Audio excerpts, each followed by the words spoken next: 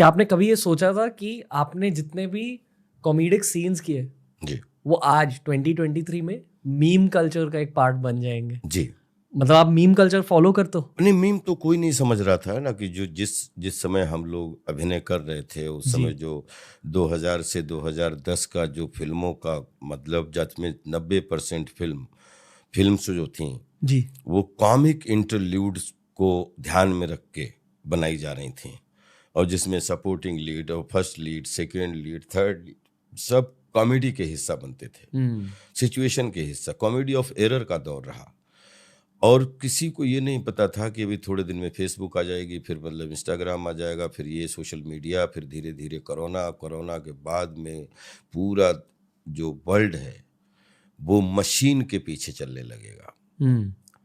तो उसमें उस सोशल मीडिया को एक अच्छा एस्टेब्लिशमेंट देने के लिए अगर 10-15 फेसेस यूज किए गए हैं तो उसमें एक फेस मेरा भी बहुत अलग अलग तरीके से अपने अपने पॉइंट ऑफ व्यू से अपने अपने थॉट्स के अनुसार उसको यूज किया है, और सोशल मीडिया को उससे फायदा मिला है। मैं बधाई देता हूँ खुद को। और जो सबको और लोगों को मनोरंजन मिला, आंखों को अंजन मिला, अच्छा देखने को मिला। बस इससे ज्यादा सबको बस खुशी मिलनी चाहिए। जो चीजें दिल में फील हो रही है ना हमें सोशल मीडिया यूजर्स को, वो अक्सर आपके एक्सप्रेशंस की वजह से और आपके सीन्स की वजह से हम एक्सप्रेस कर पाते हैं। मतलब वही तो मीम्स होते हैं।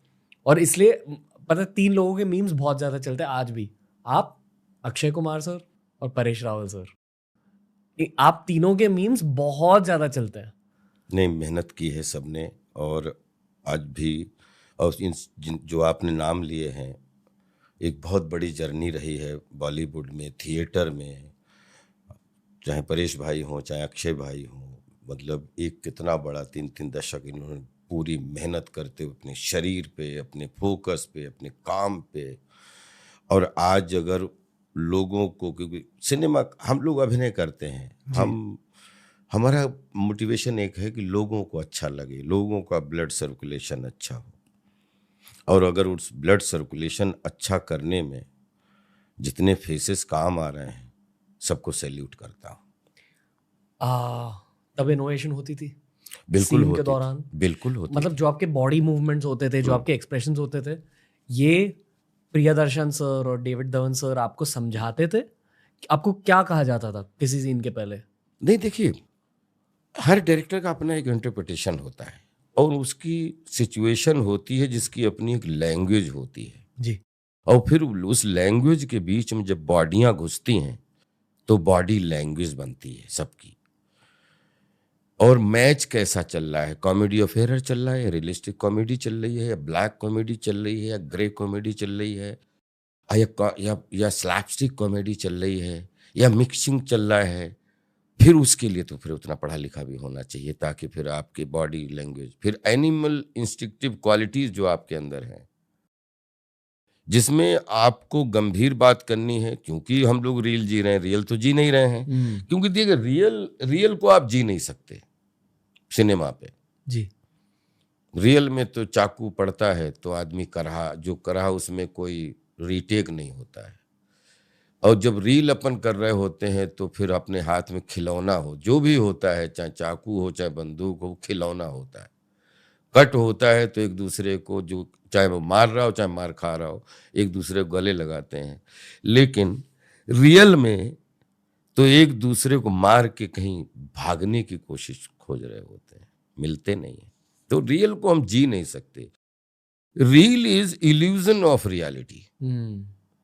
तो जो उस इल्यूजन में जितना भी एक्सपेरिमेंट हो पाए, जितना भी क्रिएटिव, किस सिचुएशन और मजबूत हो जाए, कोई जैसे मकान बनाते वक्त गारा मिट्टी और सरिया सीमेंट, ताकि हर कोना मजबूत रहे, तो आई थिंक डायरेक्टर के इंटरप्रिटेशन और राइटर के लिखे द्वारा सीन में जो बॉडीज हम लोग लगती हैं, जिनमें आंखें होती हैं, वो कोना भरने की कोशिश करते हैं इमोशन की।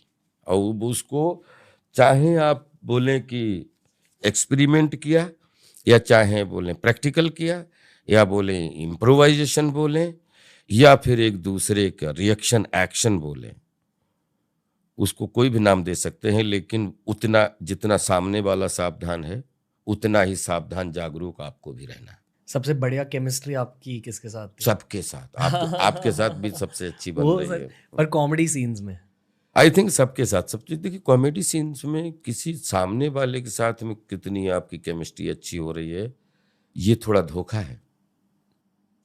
हर किसी के आपकी अपने साथ कितनी केमिस्ट्री अच्छी है, हम्म, आई थिंक वो आपका हुनर है।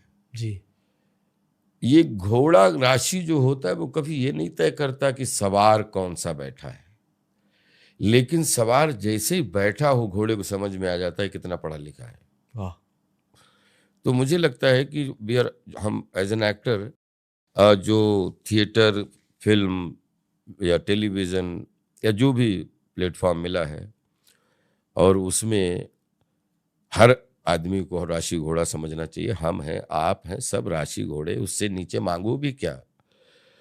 और उसमें टाइमिंग का खेल होता है, तो सबसे पहले आपके अंदर की केमिस्ट्री टाइमिंग भरी हो, तो सामने जो भी होगा वो फिर सुर में ही होगा। मतलब जो वो चीज, इसको शब्द के माध्यम से पर थोड़ा सा फर्क है, बस बता पाना बड़ा मुश्किल है, लेकिन कोशिश की है कि इसको सरलता से समझाऊं। तो सबसे पहले अगर रणवीर की टाइमिंग खुद के साथ में नहीं है ठीक, तो यहाँ बैठ ही नहीं सकते। जब आपकी टाइमिंग आपके साथ बनी हुई है, तो सामने राजपाल हो या कोई भी बैठा होगा, वो टाइम अगर उसकी बेताला टाइमिंग होगी तो भी धीरे धीरे टाइमिंग में आ जाएगा वो। तो मुझे ऐसा लगता है कि मैं अपनी टाइमिंग के साथ रोज कम्युनिकेशन करने की कोशिश करता हूँ। कैसे? ताकि जो है वो, ताकि रिदम में रहूं, सुर में रहूं, ताल में रहूं, वाह और फिर थोड़ा बहुत हवा के ऊपर की बोलते हैं ना कि शब्द है ना, कभी कभी उनको बांधने की बजाय उनके पीछे भी दौड़ने की जरूरत होती है। तो हो सकता है उसमें जो स्पीड बनती है शब्दों को पकड़ने में, वो भी एक इमोशन और टाइमिंग का हिस्सा होती है। आपको खुद हंसी नहीं आती थी सीन्स के दौरान? नहीं आती है, बिल्कुल आती है। अगर मैं ये मानता हूँ कि अगर रिकॉर्डिंग करने के वक्त अगर आपको खुद हंसी आ रही है, मतलब सच में कॉमेडी निकल के आ रही है। नहीं, ऐसा नहीं है। अगर आपको अपना सीन करते हुए हंसी का माहौल नहीं और हंसी आ गई, और हंसी लोगों को आनी है, और आपको हंसी आ गई, जी तो आप फिर कॉमेडी करने की कोशिश कर रहे हो, फिर आप कैरिकेचर कर रहे हो, कॉमेडी नहीं कर सकते। कॉमेडी जब एक्टर को पता ना हो कि ये कॉमेडी है या ट्रेजेडी है, जी और वो अपने कैरेक्टर को जी रहा है, और डायरेक्टर की सिचुएशन बताएगी कि ना यहाँ पे कॉमेडी आनी चाहिए। एक बंदा जा रहा है लाठी लेके, केले के सामने किसी ने केला फेंक दिया, छिलका, और अगर उसको पता है कि केले पे मेरा पैर पड़ना है, मैं ऐसे फिसलूंगा, कॉमेडी नहीं आएगी। रॉन्ग टाइमिंग से, कहीं से धोखे से किसी ने केला फेंक दिया, अचानक आदमी ऐसे देख रहा था, पैर पकड़ गया, पैर फिसल गया, उस समय अगर अभिनेता को हंसी आ गई, क्योंकि वो पैर अगर थोड़ा सा भी सावधान नहीं हो पाया तो पैर वैर टूट जाएगा। पैर नहीं टूटा और गिरा पैर टूटने जैसा, और फिर खड़ा हो गया, किसी ने देखा तो नहीं, तब हंसी आती है। वहां पे अगर अभिनेता को हंसी आ गई तो उसको कॉमेडी नहीं कहते हैं, उसकी एक छोटी बहन है या उसकी एक कजिन है, कैरिकेचर। और कैरिकेचरिश कॉमेडी कभी भी सिनेमा में चलती नहीं है।